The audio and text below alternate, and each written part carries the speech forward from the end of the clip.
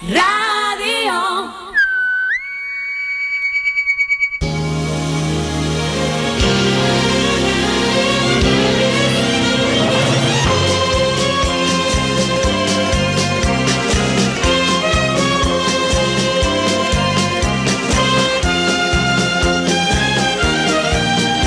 Es La Mañana de Federico. Es Radio. A las 8 en punto de la mañana, 7 en las Islas Canarias, saludamos a todos aquellos que se incorporan hasta ahora a nuestra sintonía, la sintonía de La Mañana de Federico, en Es Radio. Este miércoles 7 de diciembre estamos ya en la tercera hora de programa. Les vamos a acompañar como todos los días hasta las 12 del mediodía y lo primero cuando uno se levanta es saber qué tiempo nos espera. Lo contamos con ayuda de Iberdrola. En Iberdrola trabajamos en equipo para ofrecer el mejor servicio a nuestros clientes. Haga el tiempo que haga.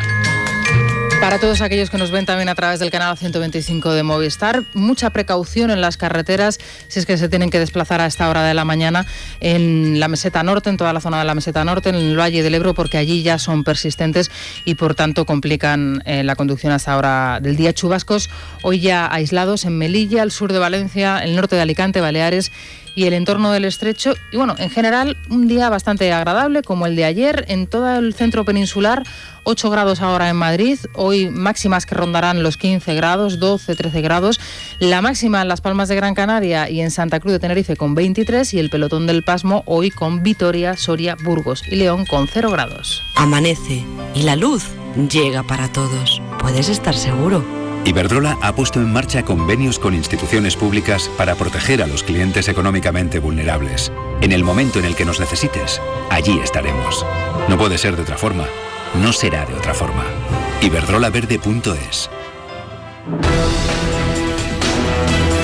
En unos minutos comienza ya nuestra tertulia. Hoy nos acompañarán Eduardo Inda, Ana Samboal y Dieter Brandau y con ellos hablaremos de diferentes cuestiones como por ejemplo el mensaje que se lanza ahora desde el Gobierno para describir, para definir su nueva relación con Cataluña. Queremos fundirnos con el ambiente, es lo que se dice ahora desde Moncloa, para, insiste en ser necesarios, hacernos imprescindibles. Bueno, con esta frase el Gobierno, como les digo, describe lo que quiere hacer con su nueva relación con el Ejecutivo catalán y visto lo que sucedió ayer en varios municipios catalanes, uno se pregunta con qué ambiente se quiere fundir ahora el Gobierno, con el del Ayuntamiento de Rubí, con el de los 350 ayuntamientos que ayer abrieron sus puertas, pues impidiendo que se celebrase con normalidad el Día de la Constitución, un día festivo normal y corriente, con el del Ayuntamiento de Rubí, donde se quemó la Constitución mientras un grupo de personas trataba de leer alguno de sus artículos.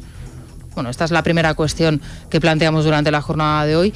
Escuchen lo que decía Enric Millo, que es el nuevo hombre de Soraya Sáenz de Santamaría en Cataluña, el nuevo delegado del Gobierno, después de ser preguntado por la actuación de la delegación del Gobierno al respecto de esa desobediencia de los ayuntamientos catalanes. Lo que no hemos hecho es desplegar un dispositivo extraordinario para vigilar a nadie.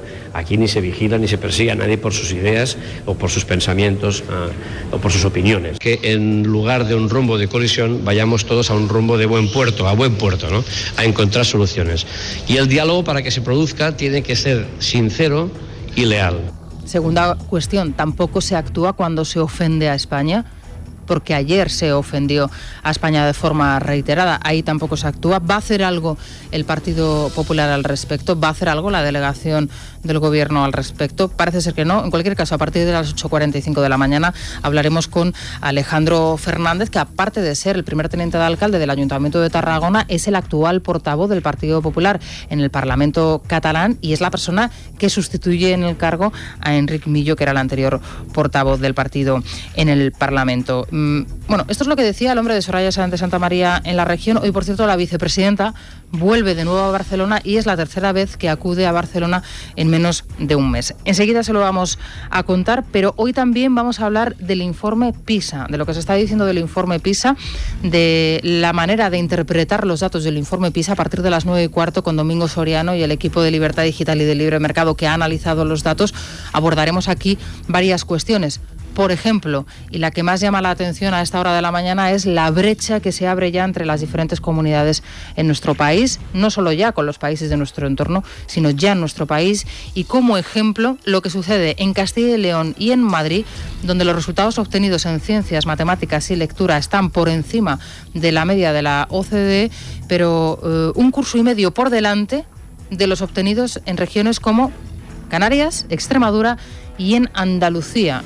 Es decir, los niños andaluces, los extremeños y los canarios van un curso y medio por detrás de los castellano-leoneses y los madrileños. Abordaremos esta cuestión porque, por ejemplo, Méndez de Vigo salía ayer a felicitarse por los resultados obtenidos. Y el mensaje que quiero lanzar al sistema educativo español es que este es bueno, que no hay que empezar de cero, que no hay que hacer tabla rasa, sino todo lo contrario.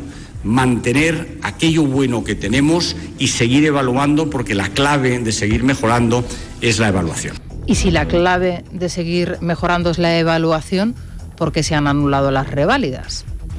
¿Por qué se han anulado los exámenes externos? ¿Por qué nos fijamos en los datos que obtienen países como el Reino Unido, como Alemania o como Finlandia, donde se evalúa continuamente de forma externa a sus alumnos, y no nos fijamos precisamente en esas reválidas? Ayer salía, por cierto, Montserrat Gómez desde la OCDE, ahora en su cargo de la OCDE, estando allí, es una de las máximas responsables del informe PISA, y lógicamente defendió lo que ellos trataron de aplicar, y hablo de ellos también por el anterior ministro de Educación, José Ignacio Wert, y fue la instauración de esas reválidas. Ahora se han anulado y, sin embargo, el ministro actual de Educación reivindica esa evaluación. Es algo contradictorio, desde luego. Tienen ya a su disposición el teléfono del contestador de los oyentes, es el 91 409 0503, 91 409 0503.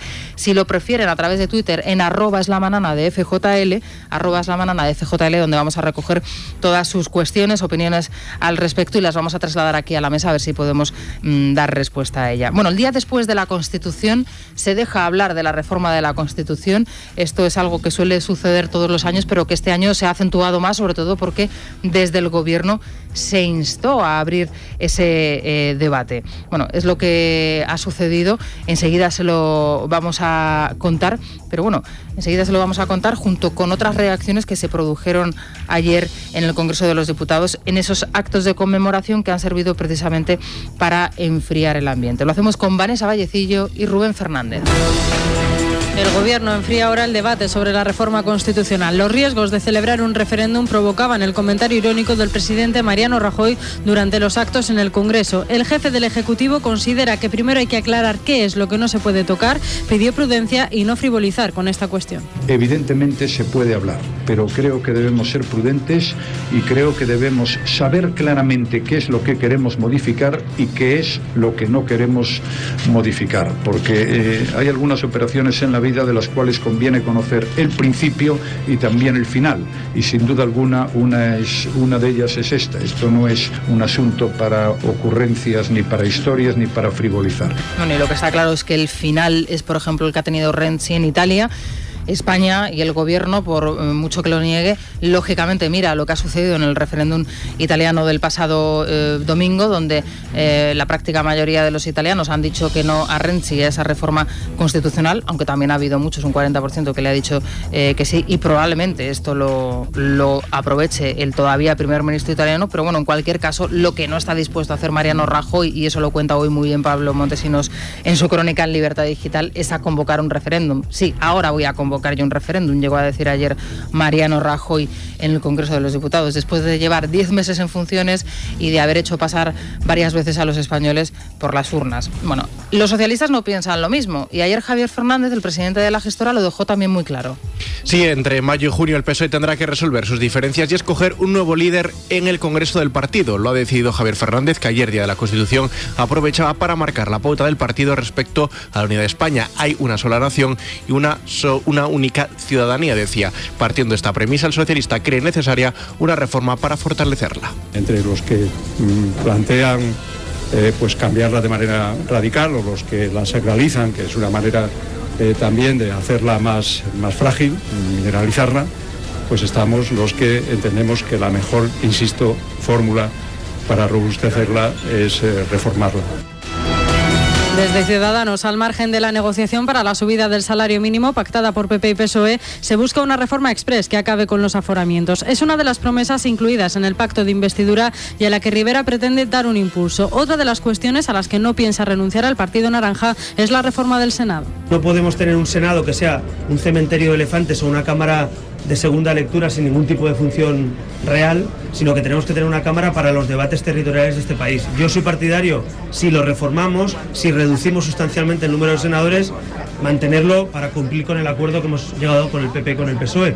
Pero, desde luego, mantener el Senado en los términos actuales creo que es perjudicial. Así que o lo reformamos o lo cerramos.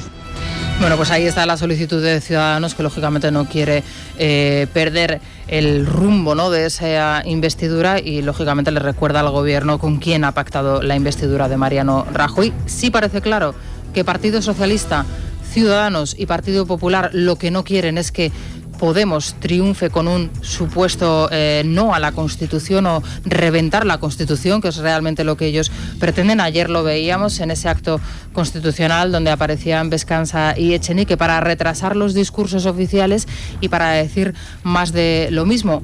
Aparecía Pablo Iglesias desde el búnker de su casa y de entrada se equivocaba con los años que cumplía la Constitución española. Hoy, en el 28 aniversario de la Constitución, os digo, viva la democracia y viva la justicia social. Bueno, 28 no, 38. Eso demostrando de nuevo la incompetencia y la imposibilidad para prepararse un discurso coherente, lógico y que se ajuste a la realidad de esta persona que no se ha preparado ni su intervención estelar ayer en Twitter. Pero es que escuchen el lenguaje bélico que utiliza Pablo Iglesias, copiándolo desde luego de Chávez, de los dictadores y de las dictaduras y de los regímenes totalitarios de los que él se nutre y desde luego a los que copia. Escuchen el lenguaje de Pablo Iglesias ayer. Ese pacto entre Partido Popular, Partido Socialista y Ciudadanos es muy difícil que lleve a cabo estos cambios que el espíritu constituyente de nuestra patria está pidiendo. Ellos son el búnker, ellos utilizan la Constitución para trincherarse, ellos se autoproclaman constitucionalistas y entienden que los cócteles son lo más importante, cuando en realidad son los padres del 135, que fue humillar nuestra Constitución. Búnker, trinchera, cóctel, pero bueno, ¿esto qué es? ¿De qué va este señor mandando estos mensajes desde su casa? Bueno, no demasiado diferentes a los mensajes que se están lanzando desde la delegación del Gobierno en Cataluña, donde ante los ataques continuos a España no se va a hacer ni se ha hecho absolutamente nada. Ayer 350 ayuntamientos abrieron sus puertas, pero es que se quemaron constituciones y se insultó a la Carta Magna, y desde la delegación del Gobierno no se hace absolutamente nada. Sí, solo en Rubí ha sido el único municipio de los 900 que hay en Cataluña que ayer decidió celebrar un acto en defensa de la Constitución. Medio centenar de personas de las juventudes de la antigua Convergencia, ahora Partido Demócrata Europeo Catalán, Esquerra y la CUP, irrumpieron en la plaza y han quemado ejemplares de la Constitución. También en Valls, antisistemas de la CUP han quemado páginas de la Carta Magna. En total, 350 municipios abrieron los ayuntamientos. La presidenta del Parlamento catalán se desplazó a la localidad de Celrà para cambiar el nombre de la Plaza de la Constitución por el de una poetisa leridana. La propia Forcadell animaba a los alcaldes a actuar según sus convicciones. El edil de Celrà, Daniel Cornellà, dice que celebrar el Día de la Constitución es voluntario. Lo escuchamos junto a la alcaldesa de Badalona, Dolors Sabater, y el portavoz del PP de Rubí, Jonathan Cobos. Es totalmente voluntario. Aquí no se obliga a nadie a venir y por tanto 5 años después volvemos a estar aquí pues abriendo con toda normalidad. Es una constitución que responde a un contexto. Es una constitución que responde a un contexto concreto y que en el contexto actual ya no sirve. Estamos en otra realidad. Estem en una altra realitat.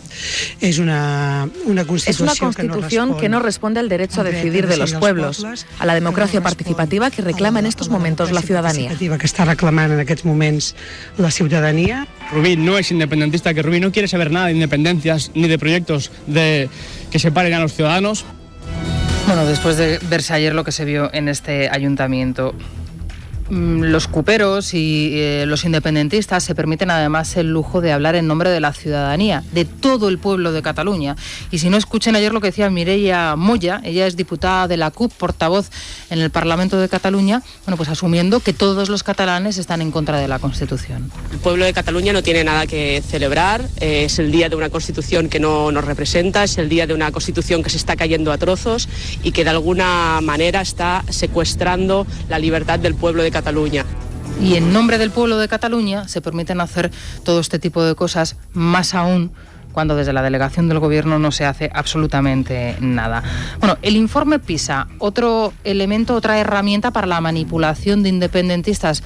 Habitualmente, desde los gobiernos de Cataluña se ha manipulado y se hace continuamente la educación, los resultados en la educación de sus alumnos, hasta tal punto que llegan a decir que los alumnos catalanes escriben y leen mejor que los alumnos del resto de España. Bueno, si van al informe PISA, al detalle de las comunidades autónomas, se darán cuenta de que, por ejemplo, Cataluña está muy por debajo de los resultados obtenidos en Castilla y León, en Navarra y en Madrid, que son las comunidades punteras.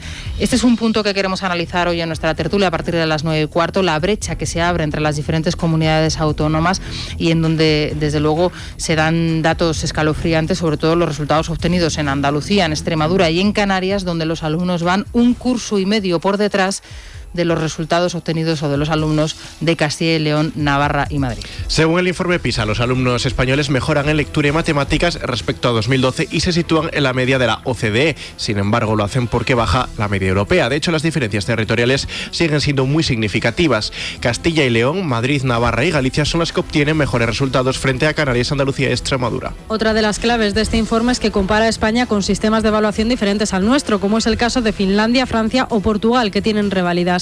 Montserrat Comendi, directora adjunta de Educación de la OCDE, apuesta por esas reválidas, su proyecto estrella cuando estuvo en el Ejecutivo. Dice que son la única manera de corregir estos datos. El consejero madrileño de Educación, Rafael Van Grieken, destaca los datos de la capital. Para la Comunidad de Madrid son unos buenos datos que nos permiten decir que tenemos un sistema educativo comparable a grandes potencias, como es el caso de Finlandia, de Corea, de países emblemáticos y muy por encima de la media, por ejemplo, de la Unión Europea, de la OCDE y, por supuesto, en este caso, de otras regiones en España. Bueno, pues esta es la valoración que se hace particular, de un caso particular como es el de Madrid, pero insisto, aquí la brecha que se está abriendo entre comunidades es bastante preocupante y trataremos de abordarlo a partir de las 9:15 con muchas cuestiones que se plantean. Por ejemplo, ¿es la inversión sinónimo de calidad en la educación? Estamos viendo que no necesariamente. Fíjense ustedes en Castilla y León lo que está sucediendo, unos resultados extraordinarios, excepcionales, y el presupuesto que destinan en educación pues nada tiene que ver con el que se destina en otras comunidades autónomas. Bueno, luego lo abordaremos a partir de las 9:15 con Domingo Soriano, que ha analizado y ha abordado todos estos datos para Libertad Digital y para Libre Mercado. A las 8:17 de la mañana vamos a contarles otras noticias de forma más breve, como por ejemplo el catastrazo que a muchos ciudadanos nos espera a partir del próximo 1 de enero. La actualización de los valores catastrales que llevará a cabo el Gobierno supondrá la subida del IBI en más de 2.000 municipios a partir del 1 de enero, en concreto en aquellos que no hayan actualizado sus valores catastrales entre 1984 y el año 2000. Así lo aprobó el Gobierno el viernes en el Consejo de Ministros sin anuncio previo. La recaudación de este tributo ha subido un 76% desde 2007, pese a que el precio de la vivienda ha caído un 30%. El Gobierno bajará el IVA de la prensa en los libros digitales del 21% actual al 4%. Aún se desconoce la fecha en la que se va a llevar a cabo, ya que la medida debe ser aún aprobada por Bruselas. Actualmente la normativa europea permite aplicar un tipo superreducido o incluso nulo a libros y publicaciones en papel, pero no a los digitales.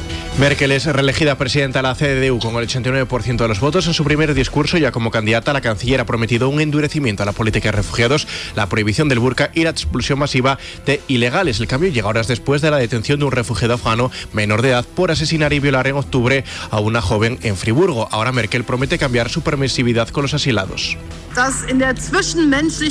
Con la comunicación interpersonal, que juega un papel crucial, mostramos nuestro rostro. Es por eso que el velo no es apropiado y debe prohibirse donde sea legalmente posible.